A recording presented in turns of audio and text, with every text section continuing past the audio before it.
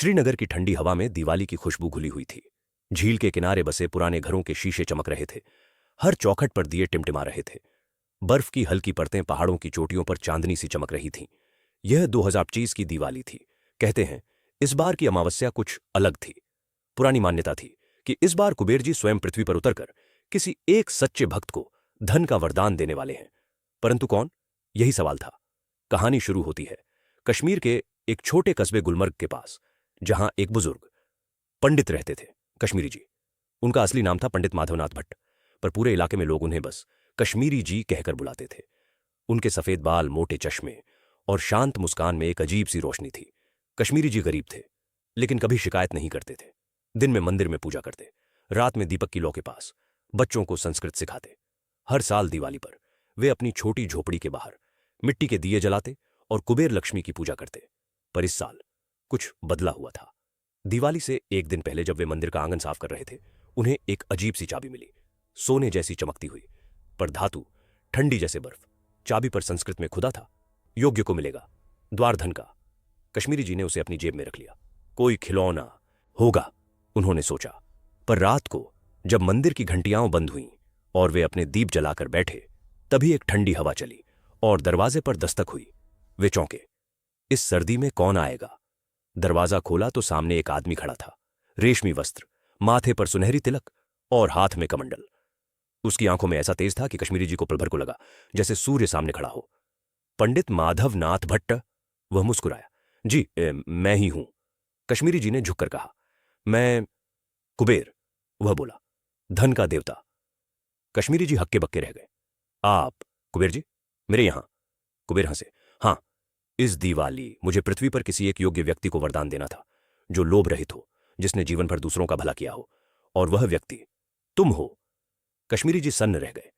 पर प्रभु, मैं तो निर्धन हूं, मुझे धन की आवश्यकता नहीं। कुबेर ने कहा, यही तुम्हारी योग्यता है।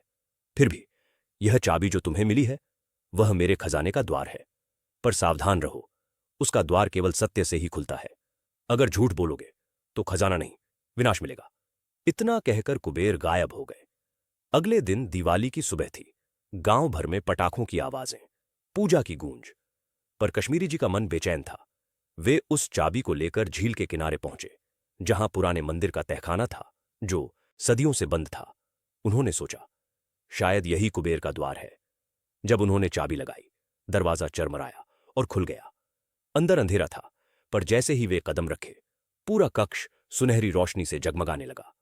सामने सोने चांदी के ढेर, रत्नों के पहाड़ और बीच में एक कमल के आकार का सिंहासन था। उसी पर फिर से कुबेर जी प्रकट हुए। कश्मीरी जी, उन्होंने कहा, इस खजाने का कोई मूल्य नहीं यदि यह गलत हाथों में जाए। बताओ, क्या तुम इसे अपने लिए लोगे या दूसरों के लिए? कश्मीरी जी बोले, प्रभु, यदि यह धन मेरे गांव, मेरे बच्चों और निर्धनों की सेवा में लगे तो यही मेरा सौभाग्य होगा। कुबेर मुस्कुराए। तब तुम योग्य हो। उन्होंने अपने कमंडल से एक मुट्ठी रेत निकाली और कश्मीरी जी की हथेली में रख दी। यह साधारण रेत नहीं, उन्होंने कहा, जहां भी यह गिरेगी वहां समृद्धि फूटेगी। पर याद रखो, हर अमावस्या की रात तुम्हें इसे सत्य से सींचना होगा। एक झूठ और यह सब राख बन जाएगा। कश्मीरी जी ने प्रण किया कि वे कभी असत्य का सहारा नहीं लेंगे।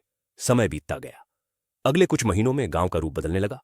मंदिर की दीवारें फिर से चमक उठीं, बच्चों के लिए स्कूल बन गए और गांव वालों को काम मिलने लगा। लोग कहते, कश्मीरी जी के पास कोई दिव्य शक्ति है। पर जितनी तेजी से समृद्धि आई, उतनी ही तेजी से ईर्ष्या भी। एक व्यापारी, शेख अब्दुल, जिसे पहले गांव का सबसे अमीर आदमी माना जाता था, अब परेशान था। यह बूढ़ा ब्राह्मण इतनी दौलत कैसे लाया? उसने अपने लोगों से पूछा।